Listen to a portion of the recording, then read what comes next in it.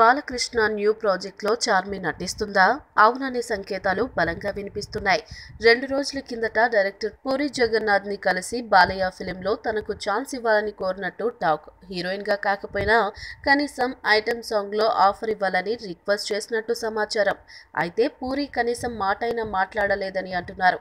ఈ డైరెక్టర్ తనకు ఛాన్స్ ఇస్తాడనే నమ్మకంతో ఉంది ఈ పంజాబీ అమ్మడు.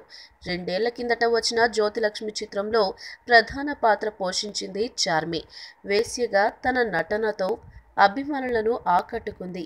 కానీ ఆ మూవీ బాక్సాఫీస్ వద్ద డిజాస్టర్ కావడంతో చార్మి కష్టాలు మొదలయ్యాయి.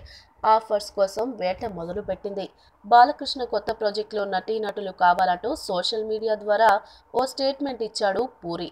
దీంతో అలర్ట్ అయిన చార్మి తన సన్నిహితుడైన డైరెక్టర్ పూరిని ఆశ్రయించినట్లు సమాచారం. మరి ఈ బొద్దుగుమ్మకు ఆయన ఛాన్స్ ఇస్తాడో లేదో చూడాలి. ఈ వీడియో మీకు నచ్చినట్లయితే సబ్స్క్రైబ్ చేయండి. ఫిలిమి స్టార్స్ బోలెడంత న్యూస్ బోల్డ్గా.